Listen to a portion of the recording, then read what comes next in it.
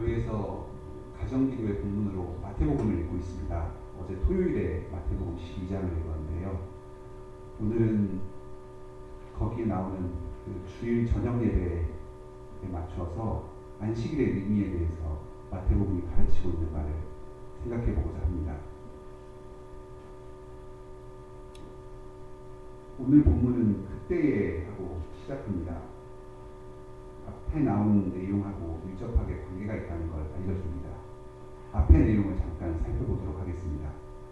11장 28절을 보면 예수님께서 이렇게 말씀하십니다. 수고하고 무거운 짐진 자들아 다 내게로 오라. 내가 너희를 쉬게 하리라. 굉장히 유명한 본문입니다. 풀어서 설명하면 이런 뜻입니다. 먹고 살려고 일하느라 너무너무 힘든 너희들, 율법을 지켜야 한다는 그 짐에 억눌려서 고통받는 사람들, 다 내게로 와라. 내가 너희를 쉬게 하겠다. 성경에서 수고한다는 말은 생계를 위해서 힘들게 일한다는 뜻입니다. 또 무거운 짐은 율법의 짐을 의미합니다. 당시 생계 문제에 시달리면서 힘들게 일했던 많은 서민들이 있었습니다. 그런데 종교 지도자들이 율법을 확대 해석해서 이 사람들에게 불필요하게 강요했습니다. 하나님 앞에 나와서 생활의 고통을 위로받아야 하는데 오히려 회당에 나오는 게 부담만 되었습니다. 예수님께서 이런 서민들에게 말씀하십니다. 다 내게로 오라. 내가 너희를 쉬게 하겠다. 오늘날 우리도 똑같은 처지입니다. 하루하루 먹고 사는 게 얼마나 수고스러우십니까? 또 죄의 주이 우리를 얼마나 무겁게 억누릅니까? 예수님께서 우리에게도 말씀하십니다. 아무 걱정하지 말고 내게로 와라. 내가 너희를 쉬게 하겠다. 혹시 사는 게 힘드십니까? 예수님께서 부르십니다. 믿음으로 예수님 앞에 나아가십시오. 그분께서 여러분을 쉬게 하실 것입니다. 11장 30절을 보겠습니다. 내 멍에는 쉽고 내 짐은 가볍다. 앞에 28절에서는 율법의 짐, 죄의 짐을 진 사람이 우리들이었습니다.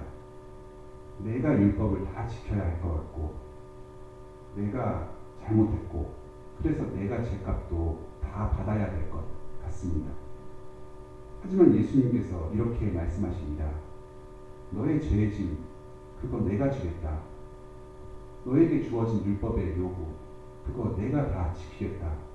너가 받을 죄값, 그거 내가 다 치르겠다. 그러니까 너는 아무 걱정하지 말고 나에게 와라. 나와 함께 가자. 멍에와 짐은 내가 다 질 테니까 너는 따라만 와라. 그리고 내게 배워라. 그러면 마음의 쉼을 얻을 것이다.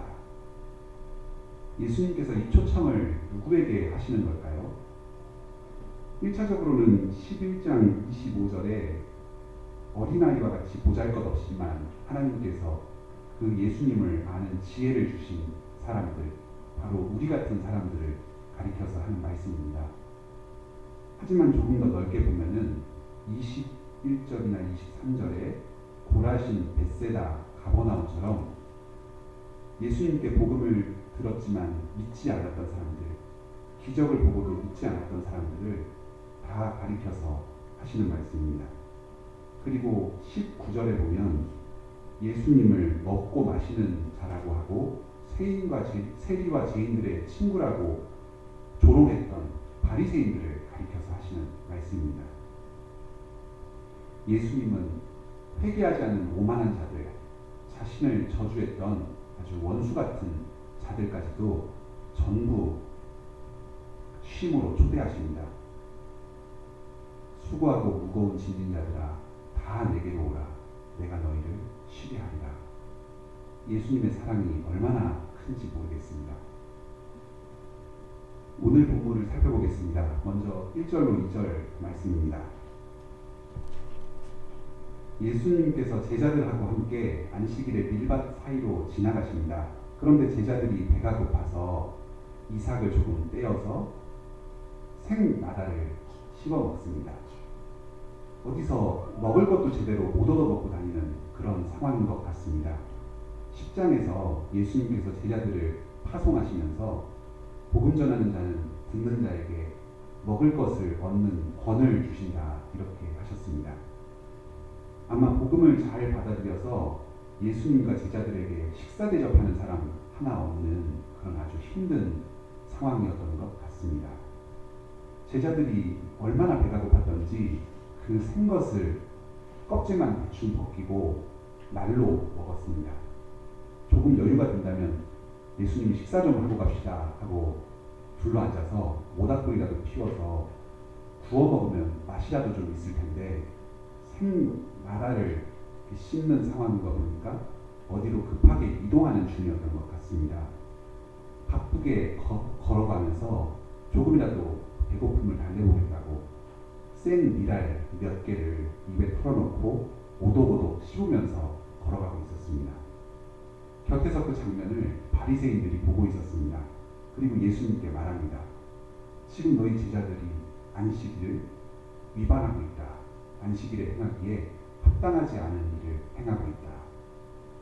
밀 이사 꺾어서 먹은 것이 안식일 규례에 어긋난다는 겁니다.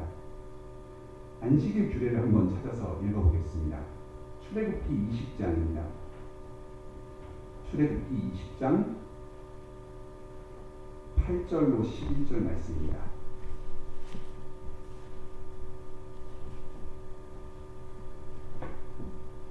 십계명 중에 4계명인데요. 한번 같이 읽어보겠습니다. 안식일을 기억하여 거룩히 지키라. 엿새 동안은 힘써 내 모든 일을 행할 것이나 제7일은 너희 하나님 여호와의 안식일인즉 너나 네 아들이나 네 딸이나 네 남종이나 네 여종이나 네 가축이나 네 문 안에 거하는 백이라도 아무 일도 하지 말라. 이는 엿새 동안에 나 여호와가 하늘과 땅과 바다와 그 가운데 모든 것을 만들고 제7일을 쉬었습니다. 그러므로 나 여호와가 안식일을 복되게 하여 그 날을 거룩하게 하였느니라. 이 구절 8절로 11절에서 핵심이 뭐겠습니까? 두 번 나온 말이 있는데요. 거룩하게 지키라는 말입니다. 가장 앞하고 가장 뒤에 나왔죠. 앞뒤에 한 번씩 나오니까 머릿말에도 나오고 꼬릿말에도 나오니까 정상적으로 읽으면 여기에 초점을 맞춰야 되겠습니다. 그런데 바리새인은 조금 특이했습니다. 아무 일도 하지 마라. 여기 10절 마지막에 나오는 이 말에 초점을 맞췄습니다. 이 사람들은 행동을 중시하는 사람들이었습니다. 거룩히 지키라 이러면 뭐가 거룩한지 좀 막연합니다. 구체적으로 지킬 수 있는 게 뭔가 하고 찾아보면은 아무 일도 하지 말라 이 말이 눈에 확 들어옵니다. 옳거니 하고 작은 겁니다. 이 사람들이 성경을 해석하는 방법이 이런 식입니다. 성경 전체를 보고 하나님이 의도한 말씀을 깨닫는 게 아니라 자기가 보고 그냥 마음에 와닿는 것, 지역적인 것 하나를 잡아서 그게 하나님 뜻이라고 합니다. 행동을 중시하는 자기 입맛에 맞는 말씀만 골라서 잡습니다. 해라 하지 말아라 이런 말 들어간 거 어디 있나 하는 것만 주위에서 보다가 나오면 이게 하나님 말씀이다 하고 그것만 봅니다. 조금 우스꽝스럽게 느껴지십니까? 그런데 우리가 성경을 읽는 태도가 이거랑 크게 다를 바가 없습니다. 앞뒤 사정을 고려하지 않고 토막토막 잘라서 성경을 읽습니다. 조금 어려운 구절이 나오면은 못 본 척하고 그냥 다음 구절로 넘어갑니다. 그러다가 자기 마음에 와닿는 구절이 있으면은 그것 하나 붙잡고 살아갑니다. 자기 마음속 생각하고 같은 내용, 자기에게 필요한 말씀만 성경에서 찾고 있습니다. 성경 속에서 하나님을 만나야 되는데 그 성경 속에서 자기만 계속 만나고 있는 겁니다. 이렇게 자기 중심으로 성경을 읽는 사람은 백날 읽어도 변화가 없습니다. 그것뿐이 아닙니다. 바리새인은 안식일에 아무 일도 하지 말라 이 말씀을 가지고 세부사항 리스트를 추가시킵니다. 안식일에 해야 할 리스트 1번 하지 말아야 될 것 리스트 1번, 2번 이런 식으로 목록을 만듭니다. 그리고 그것을 성경만큼 중요하게 생각해서 사람들에게 강요합니다. 학자들이 유대교 고대 자료를 조사하니까 그 안식일에 해서는 안 되는 리스트가 39가지나 있었다고 합니다. 그리고 그 중에 추수하지 말라 하는 그런 목록이 있었다고 합니다. 지금 이 바리새인들이 제자를 보고 이런 식으로 생각을 한 겁니다. 곡식 따먹네, 추수했네, 율법 어겼네, 안식일에 일했네, 율법 어겼네 이렇게 된 겁니다. 길을 지나가다가 배고파서 이삭 조금 따먹은 게 그게 추수한 겁니까? 상식적으로 전혀 아닙니다. 당연히 아닙니다. 이 사람들은 자기의 종교적 틀에 사로잡혀서 상식적인 판단을 못하는 아주 이상한 사람이 되어버렸습니다. 지금 바리새인은 두 가지 잘못을 범했습니다. 첫째는 성경을 어긋나게 해석한 것이고, 둘째는 몰인정한 겁니다. 자비를 베풀 줄 모르는 겁니다. 이 장면을 목격했을 때 정상적인 사람이라면 얼마나 배가 고팠으면 저렇게 걸어가면서 생리를 씹어먹겠느냐, 참 불쌍하다, 이래야지 마땅했을 겁니다. 그런데 이것을 안식일에 추수한 것으로 걸어서 제4계명을 위반한 것으로 지금 종교 재판에 넘기려고 하고 있는 겁니다. 예수님께서 앞서서 바리새인들을 초대하시면서 내가 너희를 쉬게 하겠다 이렇게 하셨습니다. 그런데 이 바리새인들은 쉬는 날 안식일에 예수님 안에서 쉬는 것을 거부하고 있습니다. 뿐만 아니라 지금 이 제자들이 예수님께 모든 죄의 짐을 다 넘겨드리고 율법의 짐들을 다 넘겨드리고 쉬고 있는데, 쉬는 날에 이 제자들에게 다른 율법을 강요해서 계속해서 쉬지 못하도록 그렇게 가로막고 있는 것입니다.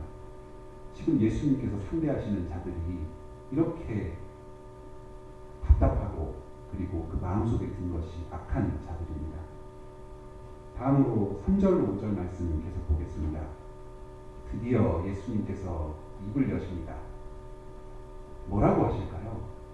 우리 같으면 첫마디에 이놈 하고 소리치면서 아주 저주의 말, 혼내는 말을 할 것 같습니다. 그런데 예수님은 우리의 예상과 전혀 다릅니다. 다윗이 하고 말씀을 시작하십니다. 구약 성경을 가르치기 시작하신 겁니다. 이 답답하고 악독한 사람들이 성경을 몰라서 이렇게 된 거다 하고 내가 가르쳐야겠다 하시는 겁니다. 어떤 사람이 우리에게 잘못한 일이 있을 때 그것을 고쳐주고 싶은 마음이 들 때가 있습니다. 그래서 크게 꾸짖기도 하고 또 그 사람의 잘못한 것을 콕 집어서 드러내기도 합니다.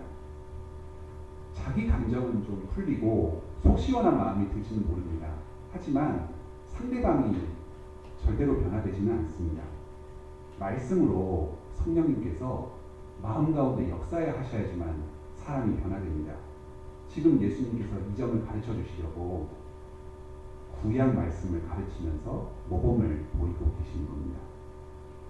여기에 지금 부모님이나 목사님처럼 누군가를 다스리고 가르치는 직분에 있는 분들이 계십니다. 그리고 장차 그런 직분이 다들 되실 겁니다. 이 말씀을 명심하시길 바랍니다. 사람의 죄는 사람의 힘으로 절대 바뀌지 않습니다. 인내하면서 말씀으로 가르치셔야 됩니다. 성령님께서 말씀으로 역사하셔서 마음을 변화시켜 주시길 구해야 됩니다. 예수님께서도 바리새인들의 잘못을 구약 성경으로 가르치셨습니다. 이 예수님의 온유하고 겸손한 마음을 본받으셔서 부디 성내지 마시고 아랫사람을 사랑으로 가르치시길 바랍니다. 두 가지 말씀을 인용하십니다. 첫째는 사무엘상 21장 6절 말씀입니다. 이것도 한번 같이 찾아보겠습니다.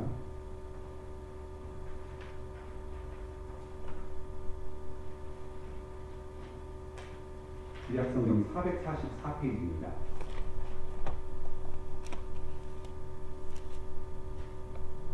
사무엘상 21장 6절입니다. 함께 읽겠습니다. 제사장이 그 거룩한 떡을 주었으니 거기는 진설병 곧 여호와 앞에서 물려낸 떡밖에 없습니다. 이 떡은 더운 떡을 드리는 날에 물려낸 것이더라. 물려냈다는 것은 이제 교체해서 가지고 나왔다는 겁니다. 새 걸로 갖다 놓고 헌 것을 가지고 나왔다, 이런 겁니다. 다윗이 요나단에게서 사울이 자기를 죽이려고 한다, 이런 소식을 들었습니다. 그래서 그 성 바로 근처에 있는 성막으로 들어갔습니다. 아히멜렉이라는 제사장에게 먹을 것이 없냐고 물으니까 다른 떡은 없고 진설병 떡밖에 없다고 합니다. 진설병은 성소에서 하나님께 바쳐놓는 떡인데 안식일마다 새 것으로 교체해 놓습니다. 그래서 아마 이날이 안식일이었던 것 같습니다. 그래서 새 것으로 교체하고 그 남은 헌 것이 있었던 것 같습니다. 다윗은 그 떡을 달라고 합니다. 제사장은 여자만 가까이 하지 않았으면 주겠다 합니다. 별로 망설이는 태도가 없습니다. 결국 다윗과 부하들은 그 떡을 먹고 힘을 내서 힘껏 사울로부터 도망갔습니다. 본래 제사 법도가 아주 엄중합니다. 레위기 10장에 보면은 아론의 아들들이 향로에 다른 불을 담아서 분향단에 놓았다가 즉시 그 불이 나와가지고 타 죽은 일이 있었습니다. 하나님께서 명하지 않으신 방식으로 제사를 드리면 즉시 죽임을 당하는 게 법입니다. 하나님의 거룩을 어겼기 때문입니다. 그런데 이 일을 보면은 아히멜렉과 다윗 모두가 아주 멀쩡하게 살아 있습니다. 하나님께서 용납해 주셨던 겁니다. 거룩을 어기지 않았기 때문입니다. 여기서 거룩이 뭡니까? 하나님의 백성이 굶주릴 때 허기를 달래도록 빵을 내주는 것이 바로 거룩이었습니다. 또한 하나님께서 세우신 왕으로서 사명을 다하기 위해 자기를 죽이려고 하는 그 부당한 상관을 피하려다가 빵을 먹고 힘을 내서 더 힘껏 도망가는 게 그게 바로 거룩입니다. 비록 제사 법도를 어겼지만 자비를 행하고 또 자기의 사명에 충실하기 위해서 불가피하게 그 법도를 어긴 것이기 때문에 하나님께서 용납해 주신 겁니다. 지금 바리새인들은 거룩의 의미를 오해하고 있습니다.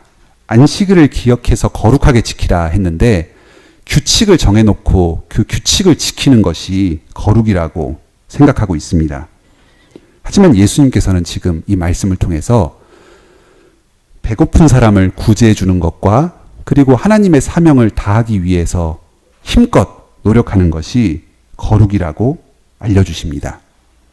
여러분도 이 사실을 잘 아셔야 됩니다. 우리는 보통 거룩이라고 하면 좀 온화한 표정에 말을 점잖게 하고 행동이 조심스럽고 그런 것처럼 오해하기가 쉽습니다. 이웃 사랑을 실천하는 게 가장 큰 거룩입니다. 두 번째 성경은 민수기 28장 9절로 10절입니다. 이 부분도 한번 같이 찾아서 읽어보겠습니다.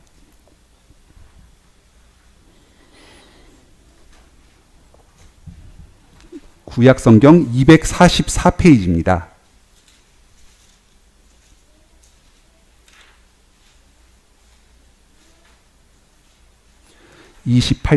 민수기 28장 9절로 10절입니다. 같이 읽겠습니다. 안식일에는 1년 되고 흠없는 수양 둘과 고운 가루 에바 10분지 2에 기름 섞은 소재와 그 전제를 드릴 것이니 이는 매 안식일의 번제라 상번제와 그 전제 외에니라. 안식일에 드리는 번제를 말합니다. 앞에 28장 3절에 보면은 상번제라고 해서 매일 드리는 번제를 이야기합니다. 아침 저녁으로 아침에 양 한 마리, 저녁에 양 한 마리를 잡아서 번제로 바쳐야 됩니다. 번제는 그 살아있는 수양을 죽여서 그 피를 다 빼고 가죽을 벗기고 뼈와 살을 토막내 가지고 그 토막낸 것을 가지고 하나님께 태워드리는 제사입니다. 우리나라에 예전에 도살일을 하는 사람들을 백정이라고 해서 굉장히 천시했죠. 그 일이 매우 험하고 힘들었습니다.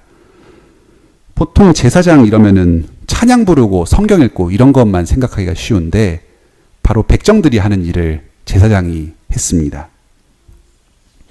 아침에 한 마리, 저녁에 한 마리, 매일매일 이렇게 양을 잡아서 바치면은 주일날에 되면은, 안식일이 되면은 우리 생각으로는 이제 하루쯤 좀 쉬면서 편하게 하나님을 예배하고 또 율법도 좀 읽고 그 성경 그 찬송도 드리고 기도도 하고 이럴 것 같습니다. 그런데 하나님께서는 한 마리씩 더 잡아라. 그래서 아침에 상번제 한 마리, 그리고 안식일 번제 한 마리, 그래서 두 마리 잡고, 저녁에 상번제 한 마리, 안식일 번제 한 마리, 두 마리 잡아라. 그래서 더 잡아라. 이렇게 일을 더 주십니다. 예수님께서는 이번에도 쉼과 거룩의 의미에 대한 우리의 왜곡된 생각을 고쳐주십니다. 아무 일도 안 하는 게 거룩이 아닙니다. 하나님께 예배드리는 것이 거룩입니다. 번제 양을 아침 2마리, 저녁 2마리 이렇게 4마리를 잡으면서 자신이 이 양과 같이 죽어야만 하는 죄인이라는 사실을 철저하게 자각해야만 했습니다. 그리고 내가 죽어야 되는데 하나님께서 은혜를 베푸셔서 이 양을 죽게 만들고 나는 살게 하셨구나 하는 그 은혜에 감격해야 됐습니다. 제사장은 양의 피를 하루에 4번이나 뒤집어 쓰면서 이 사실을 얼마나 철저하게 알았겠습니까? 우리도 죄를 깨닫고 하나님의 은혜를 더 풍성하게 깨달을 수 있다면 주일에 아무리 많은 일을 하더라도 그것이 거룩한 것입니다. 안식일에 아침에 2마리, 저녁에 2마리 양을 잡아 드리는 그 정신을 이어서 오늘날 우리도 이렇게 아침에 예배 1번, 저녁에 예배 1번 이렇게 2번의 예배를 드리고 있습니다. 반드시 저녁 예배를 드려야 된다. 뭐 이런 규정이 성경에 있는 건 아닙니다. 하지만 주님의 은혜를 아침에도 저녁에도 묵상하는 이 구약 제사의 전통을 이어서 오늘날에도 우리는 저녁 예배를 드리고 있습니다. 이 일이 얼마나 수고스럽습니까? 여기 있는 분들 중에 내일부터 당장 출근해야 되거나 아니면 또 생업에 종사하시는 분들이 대부분입니다. 주일 저녁까지 말씀 듣고 기도하는 게 얼마나 피곤합니까? 여러분이야말로, 이 자리에 계신 분들이야말로 안식일의 정신을 지금 잘 실천하고 계신 분들입니다. 주님께서 여러분에게 특별한 복을 주시길 바랍니다. 이렇게 예수님께서는 구약의 말씀을 빌어서 안식일의 참된 의미, 거룩의 참된 의미에 대해서 알려주고 계십니다. 배고픈 사람을 구제하는 것이 거룩이고 하나님을 예배하는 것이 바로 거룩입니다. 달리 말하면 마음과 목숨과 뜻을 다하여 하나님을 사랑하라. 그리고 내 이웃을 내 몸과 같이 사랑하라. 이 2가지 온 율법과 선지자의 강령을 실천하는 것이 바로 거룩이고 안식일에 해야 할 일입니다. 계속해서 오늘 마태복음 본문 보겠습니다. 6절로 8절 말씀입니다. 이제 예수님께서는 하나님의 권위로 새로운 가르침을 주십니다. 성전보다 더 큰 것이 여기 있다 합니다. 앞에서 인용한 구약 성경 구절 2군데 4절과 5절, 오늘 본문 4절과 5절에서 똑같이 등장하는 단어가 있습니다. 혹시 뭔지 아시겠습니까? 예, 맞습니다. 하나님의 전 또는 성전이라고 하는 말이 똑같이 등장합니다. 구약시대에 배고픈 자를 구제하고 또 하나님께 예배하는 일에 앞장섰던 곳이 바로 성전이었습니다. 아비멜렉 제사장은 다윗에게 진설병을 준 일 때문에 사울 왕에게 죽임을 당해야 했습니다. 하지만 죽는 순간까지도 그 사람은 자신의 행동에 대해서 아무런 거리낌이 없었습니다. 다른 제사장들도 상번제와 안식일 번제 그 제사의 수고를 아주 기꺼이 충성스럽게 감당했습니다. 예수님은 성전보다 더 큰 분이십니다. 여기 흐름상 성전보다 더 거룩하시고 자비의 일을 더 크게 행하신다, 이렇게 해석할 수 있겠습니다. 지금도 예수님께서는 자비의 일을 몸소 행하고 계십니다. 자기를 거스르고 심지어 죽일 음모까지 꾸미고 있는 이 바리새인들에게 얼마나 오래 참으면서 친절하게 말씀을 가르쳐주고 계십니까? 도무지 회개할 줄 모르고 자기의 율법의 짐을 끝까지 자기가 지겠다고 고집 피우는 이 사람들을 계속해서 초청하시는 그 사랑이 얼마나 큽니까? 또 예수님이야말로 하나님의 재용서의 은혜를 성전 제사보다 더 크고 분명하게 가르쳐주고 계십니다. 지금 바리새인들은 하나님에 대해서 사람들이 오해하도록 만듭니다. 하나님은 죄인된 백성들을 사랑하셔서 죄용서의 은혜를 베풀어 주시는 그런 분인데, 이 사람들은 지금 하나님을 어떤 사람들이 지킬 수 없는 힘든 규정들을 만들어서 그것을 사람들에게 강요하는, 아주 힘들게 하는 분인 것처럼 만들어버렸습니다. 그런데 지금 예수님께서는 임마누엘로 직접 백성들 곁에 오셔서 그 모든 수고를 다 감당하시면서 하나님의 은혜를 이렇게 가르쳐주고 계십니다. 이를 통해서 바리새인들이 잘못 전한 하나님에 대해서 바르게 백성들에게 깨우쳐주고 계십니다. 여기서 다시금 구약 본문을 인용하십니다. 호세아 6장 6절 말씀입니다. 이 부분도 한번 같이 찾아보겠습니다. 구약 성경 1261페이지입니다. 호세아 6장 6절 말씀입니다.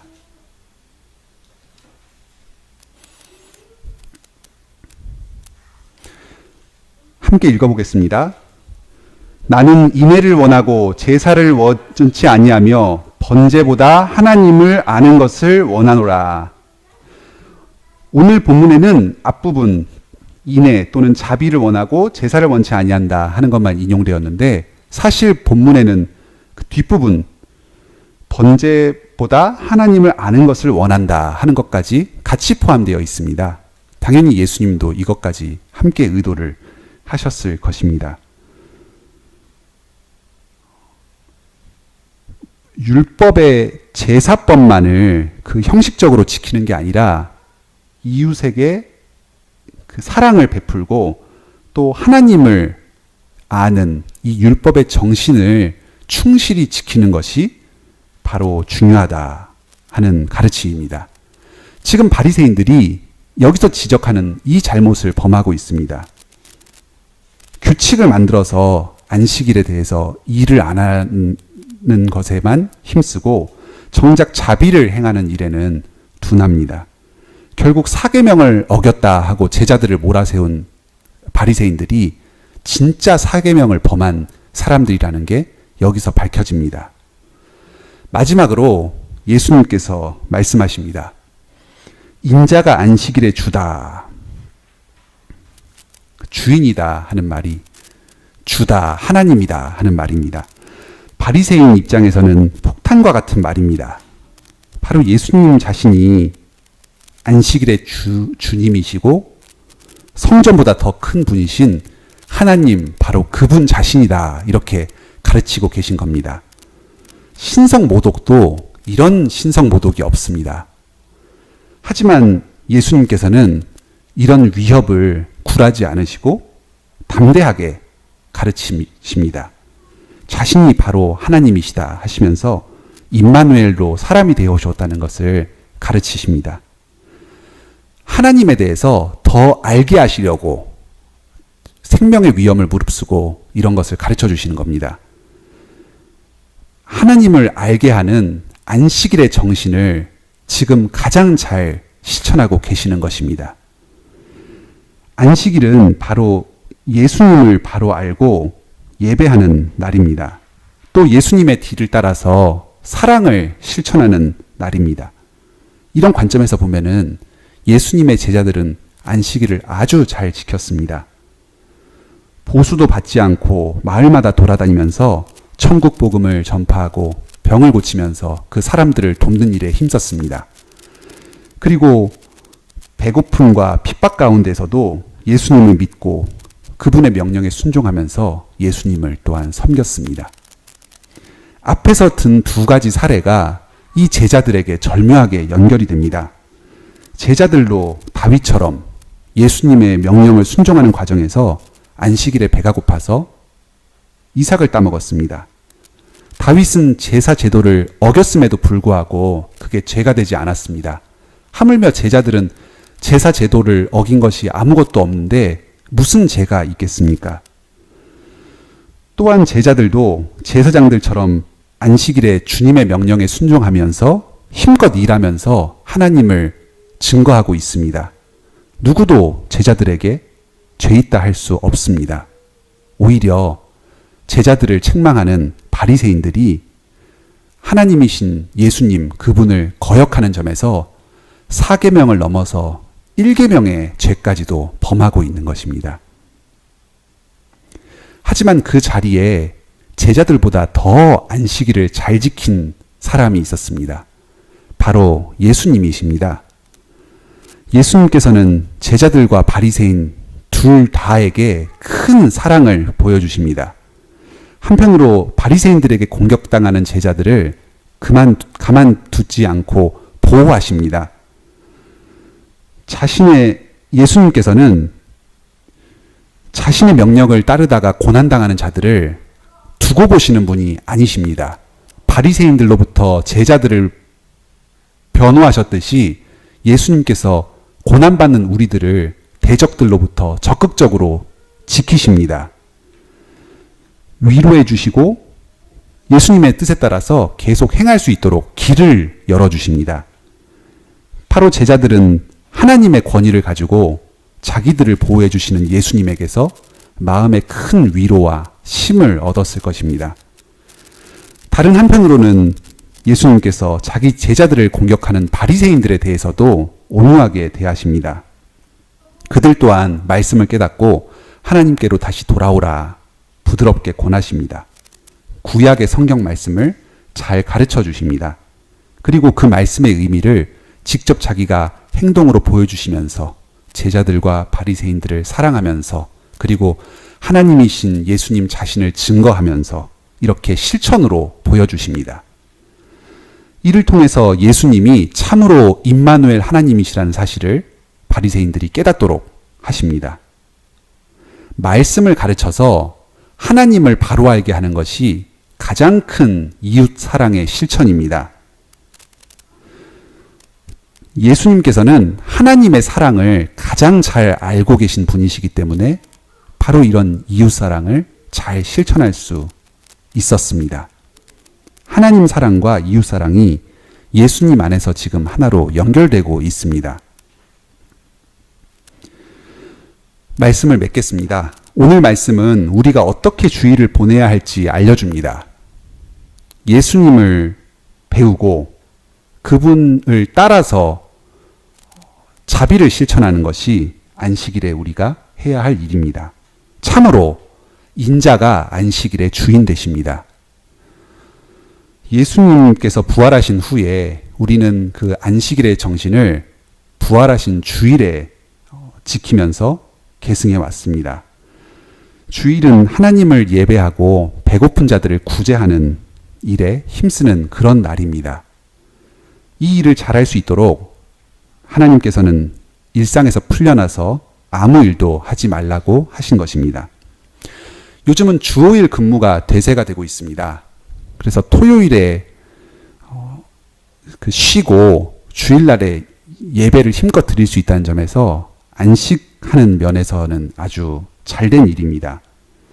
토요일에 늦잠도 자고 충분히 쉬면서 피로를 좀 풀고 주일에는 예배드리고 구제하는 일에 힘쓸 수 있다면 참 좋겠습니다. 그런데 요즘은 신자들도 놀토라고 해서 토요일에 놀고 힘드니까 일요일에 예배드리고 집에 가서 쉬고 좀 이런 문화가 있는 것 같습니다. 그리고 또 토요일에 못 논 것을 주일 오후에 마저 놀기도 합니다. 당연히 쉬는 것도 필요합니다. 다윗이 안식일에 진설병을 먹으면서 휴식을 취했습니다. 하지만 몸이 쉬는 것 자체가 주일의 목적이 되어서는 안 되겠습니다. 다윗도 먹고 얼른 도망갔습니다. 주일을 노는 날로 생각해서는 안 되겠습니다. 우리가 가지고 있는 안식과 거룩의 의미를 조금 바꿀 필요가 있습니다. 오늘 본문은 안식일이 예배하고 자비를 베푸는 것이라고 이야기합니다. 우리가 흔히 주일 하면은 바로 생각되는 쉬는 날, 노는 날, 이런 생각이 성경적으로 바뀌기를 바랍니다. 사회가 바쁘다 보니까 가족들과 함께 시간을 보내기가 쉽지가 않습니다. 구제 중에 가족 구제가 가장 중요합니다. 자신의 배우자와 자녀들이 자신을 가장 필요로 하는 사람들이라는 것을 기억하고 이 점에서 가족들과 함께 놀면서 시간을 보내는 것도 주일에 좋겠습니다.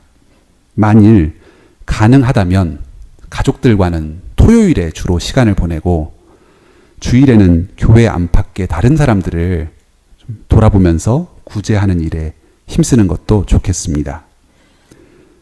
잘 찾아뵙기 힘든 부모님을 찾아뵙거나 전화를 드리는 것도 좋은 일입니다.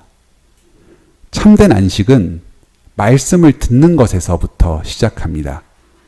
그런 점에서 주일에는 예배를 잘 드리는 것이 가장 중요합니다. 또한 말씀을 전하는 것이 가장 큰 구제입니다. 교회에서 예배를 잘 드리는 일에 자기가 할 수 있는 최선을 다하시길 바랍니다. 가장 중요한 것은 목사가 설교에서 그리스도를 잘 전하는 일입니다. 목사는 이 일에 충성되게 임해야 합니다. 다른 성도들께서는 목사가 이 일을 잘 감당할 수 있도록 격려하고 또 기도로 지원해 주시길 바랍니다. 성도들과 함께 말씀을 서로 나누는 일에 힘쓰셔야 되겠습니다. 주일 오후에 오늘 들은 말씀으로 대화를 나누시면 좋겠습니다. 그리고 교회에서 말씀이 잘 전파되도록 돕는 일, 청소나 설거지 같은 이런 일들에 기쁘게 참여하시길 바랍니다. 가족 구제가 중요하다고 했는데 가족들과도 가장 중요한 것은 말씀을 나누는 구제입니다. 특히 자녀들이 말씀을 잘 받을 수 있도록 돕는 일에 힘쓰셔야 되겠습니다. 주님께서는 우리에게 율법의 모든 멍에를 벗겨주셨습니다. 예배하고 자비를 행하는 방식에도 우리에게 자유를 주셨습니다. 주일에 너무 많은 힘을 써서 평일에 힘들게 생활하는 것도 주님께서 별로 기뻐하지는 않으실 것입니다. 주님께서 주신 자유를 잘 활용해서 자신에게 가장 적합한 형태로 예배하고 자비를 행하는 일에 힘쓰시는 여러분 되시길 바랍니다. 그래서 주님으로부터 오는 풍성한 안식을 누리시기 바랍니다. 함께 찬송 부르시겠습니다.